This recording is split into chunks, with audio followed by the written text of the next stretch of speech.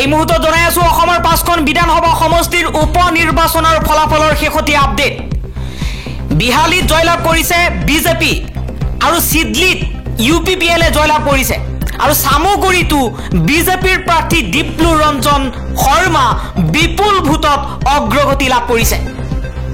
এই মুহূৰ্তত স্ক্ৰীনত আপোনালোকক দেখুৱাইছো 88 নম্বৰ সামগুৰি বিধানসভা সমষ্টিৰ উপ নিৰ্বাচনৰ ফলাফলৰ আপডেট। 15খন ৰাউণ্ডৰ 11খন ৰাউণ্ড ইতিমধ্যে গণনা কৰা হৈছে আৰু এতিয়া এই মুহূৰ্তলৈকে দীপ্লু ৰঞ্জন শৰ্মাই লাভ কৰিছে 57,157টা ভোট আৰু কংগ্ৰেছৰ প্ৰাৰ্থী তানজিল হুছেইনে লাভ কৰিছে 48,343টা ভোট। তানজিল হুছেইনতকৈ দীপ্লু ৰঞ্জন শৰ্মা 8,814টা ভোটত অগ্ৰগতি লাভ কৰিছে সামগুৰি বিধানসভা সমষ্টিৰ উপ নিৰ্বাচনত। এই মুহূৰ্তত জনাই আছো 11 নম্বৰ ধলাই সমষ্টিৰ নিৰ্বাচনী ফলাফল। ধলাই সমষ্টিত বিজেপিৰ প্ৰাৰ্থী নিহাৰ ৰঞ্জন দাস অগ্ৰগতি লাভ কৰিছে 9,297টা ভোটত।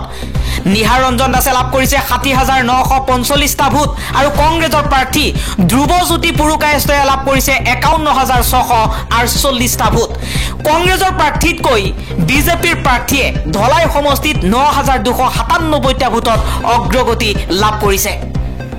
31 নম্বৰ সিডলি সমষ্টিত জয়লাভ কৰিছে ইউপিপিএলৰ প্ৰাৰ্থী নিৰ্মল কুমাৰ ব্ৰহ্ম।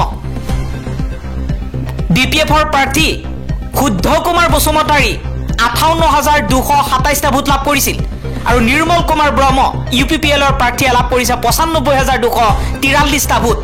37,016টা ভোটত জয়লাভ কৰিছে ইউপিপিএলৰ প্ৰাৰ্থী সিডলি সমষ্টিৰ পৰা।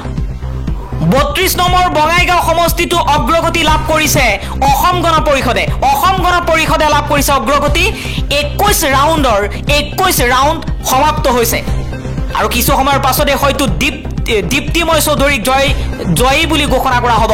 তেওঁ লাভ কৰিছে অসম গণ পৰিষদৰ প্ৰাৰ্থী বঙাইগাঁৱৰ সমষ্টিৰ দীপ্তিময় চৌধুৰীয়ে লাভ কৰিছে 74,734টা ভোট আৰু কংগ্ৰেছৰ প্ৰাৰ্থী বঙাইগাঁও সমষ্টিটো বিজেপিৰ মিত্ৰ দল অসম গণ পৰিষদে জয়লাভ কৰিব। 74,734টা ভোট লাভ কৰিছে দীপ্তিময় চৌধুৰীয়ে আৰু কংগ্ৰেছৰ প্ৰাৰ্থী ব্ৰজেনজিৎ সিনহাই লাভ কৰিছে 39,570টা ভোট। 35,164টা ভোটত অগ্ৰগতি লাভ কৰিছে অসম গণ পৰিষদৰ প্ৰাৰ্থীজনে।